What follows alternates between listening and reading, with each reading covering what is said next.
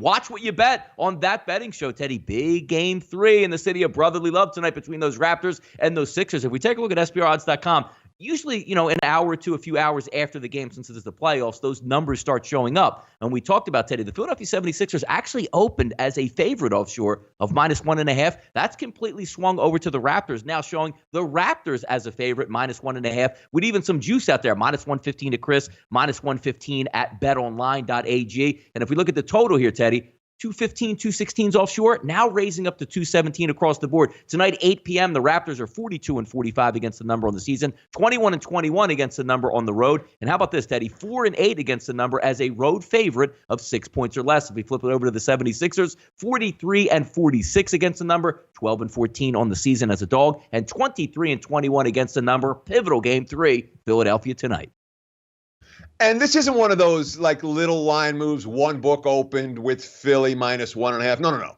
Mm-hmm. Both here in Vegas and offshore, all the books opened with the Sixers as chalk, and all the books now have the Sixers as dogs. Some of that, certainly Toronto's track record off a poor performance. They're 18-7, straight up a loss this year. Not a team that's gone on anything resembling a losing streak. And there are some concerns about Philly they've been shorthanded without Mike Scott in the series. He's out with a heel contusion. He didn't practice yesterday.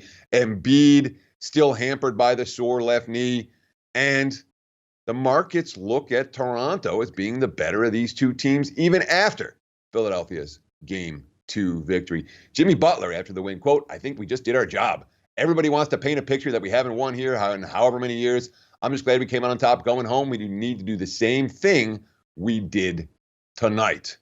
Now, Philly's bench was supposed to be a problem area for them in this series. That has not been the case. James Ennis coming off a brilliant performance. Greg Monroe, who came in and backed Embiid 10 points and 5 boards. Butler, quote, "They came in and made shots, but more than anything, they were guarding." Tobias Harris, "The whole game was a good momentum swing for us as a team. We came in with a game plan. An adjustment was made, and we executed it. We did it very well. That was big for us, big for our confidence. We got to go back home and be able to protect our court." Boy, this feels like a 7-game series. And in general, these Eastern Conference series, I'm thinking zigzag. I know zigzag overall is not a profitable strategy, but these are very evenly matched teams. All that being said, the better bet might be for Game 4, whoever loses tonight. And again, we're recording this on Thursday. Game 4 is over the weekend. Be aware, the loser of Game 3 looks to me like a definite bet on team in Game 4, assuming there are no injury issues. I do think this series is going to go back and forth.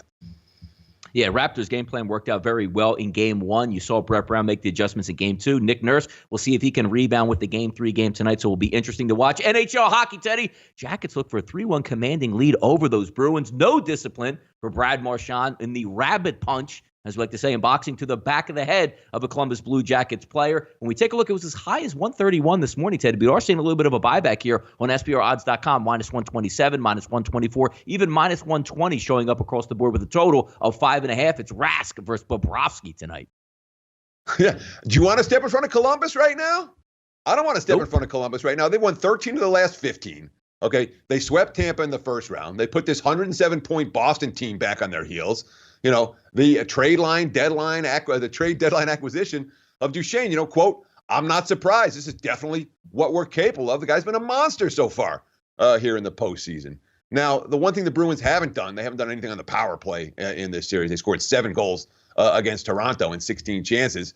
So far, just 1 of 10 opportunities against the Blue Jackets. The quote from Bergeron, quote, "I think we've got to execute better. That's the bottom line.